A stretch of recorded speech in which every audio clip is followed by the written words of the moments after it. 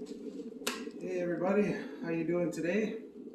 I thought I would try something different and invite you into my kitchen because if you were here, I would invite you in for a tea. But you're not, so well, I guess you are in a sense.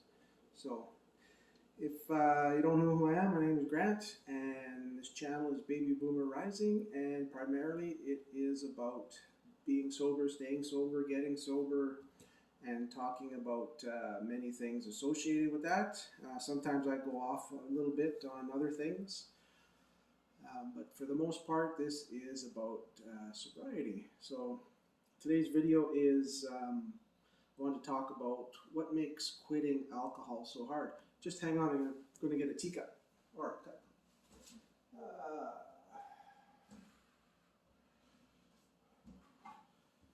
Tim Hortons for a teacup. There we go. So, what makes quitting hard? Quitting alcohol. It's hard to do. I know. I've tried quitting multiple times. I stopped counting how many times I've tried to, or I've quit. But then I fall off the wagon or relapse or whatever, however you want to word that. But and that's a terrible feeling, especially after you realize when you come to your senses and you realize that you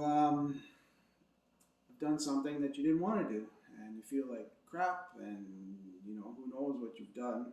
Um, but thinking about what makes quitting alcohol so hard, one of the main things, if you didn't know already, but it's addictive. It's an addictive substance. It's an addictive poison. And it's a big money maker for many large companies, many small companies. And this is why it's accepted, right? Which is one of my other reasons that makes quitting so hard. It's accepted all over the world, or just about everywhere in the world.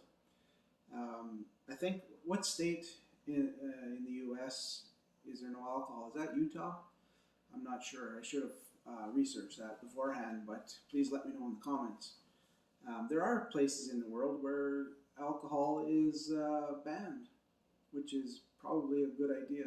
Probably a lot less crime, a lot less death related, drunk driving and things like that, obviously. But it's so socially accepted, and people are just brainwashed.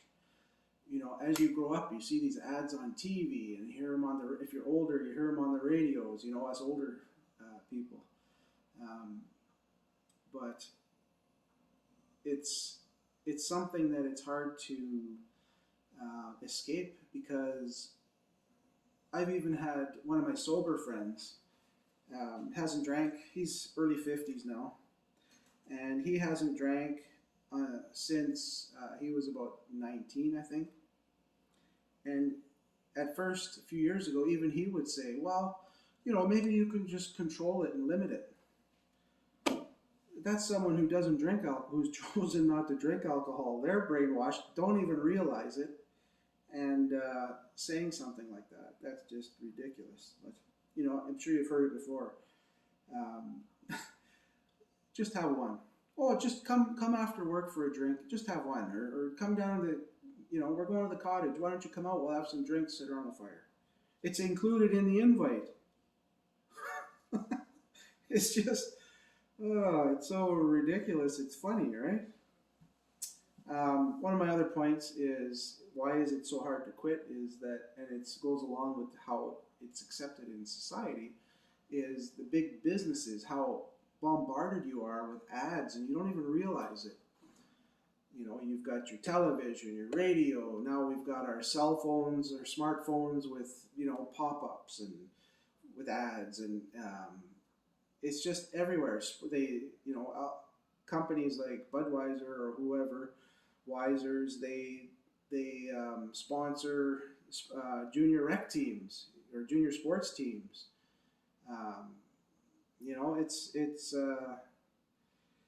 it's hard to escape, and that makes it really hard to quit. But you have to try if that's what you need to do. I expect that's why you're here. One of the things that I find difficult with quitting, what makes it hard for me, is the fact that I feel like I'm missing out on something. Whether it's the feeling I get from when I drink, or the social part again of going out, meeting with friends and whoever. That's not doing that anymore has all but um, wiped out a large portion of my friends. Um, and it's not solely because of the alcohol, but it's because I pushed away as well because I didn't want to be associated with those activities because I felt like I would give in, and it's not what I wanted to do. Uh, the moments, there's so many of them where alcohol, as an adult, alcohol is just part of it. What do you do when you go camping? What do you do when you have a wedding? What do you do when you go to a football game or a baseball game or soccer or whatever? What do you do after you work hard in the yard? That's what caused me to relapse in August, was working in my yard all day, 6-7 hours. Well, that's not what caused it, but that was my excuse. By the way, I'm drinking Moroccan mint tea. This is a no-name brand, and I don't really love the taste of tea. I don't like anything floral. I like mint, and green tea is supposed to be good for you, so I have one of these just about every day. Hang on.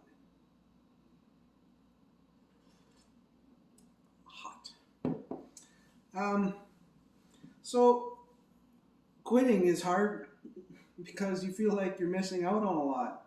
And, you feel like, well, how are you going to reward yourself? Or how are you going to give yourself that pleasure of having drinks?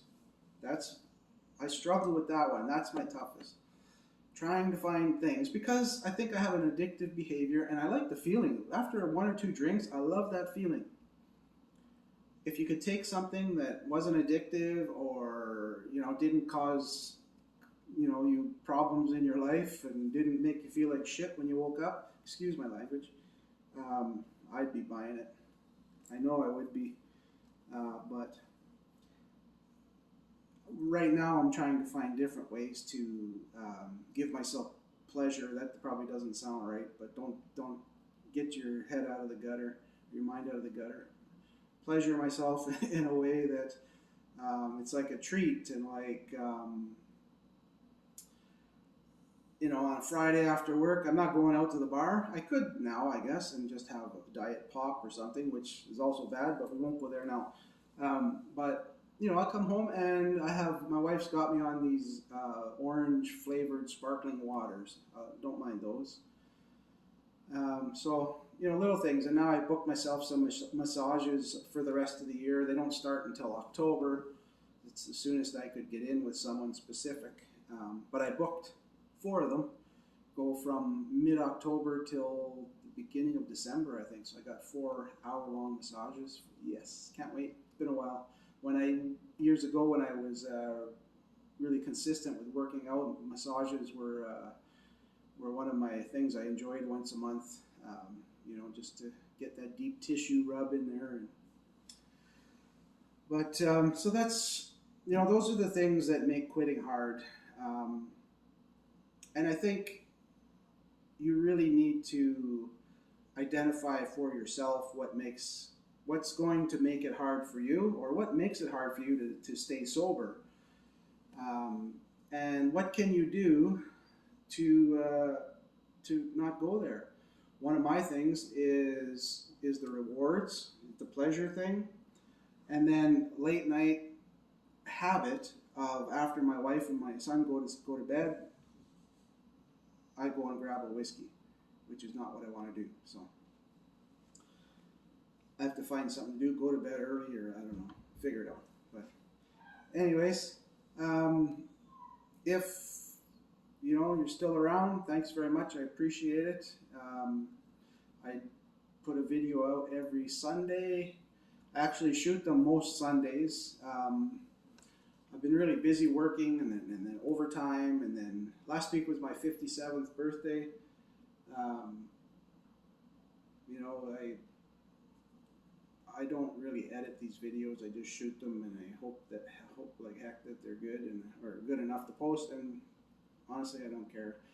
I'm hoping that somehow, some way, there's going to be a person that I reach that might feel comfortable listening to me, and maybe I can help them, and maybe they can help me by leaving a comment, and we can talk.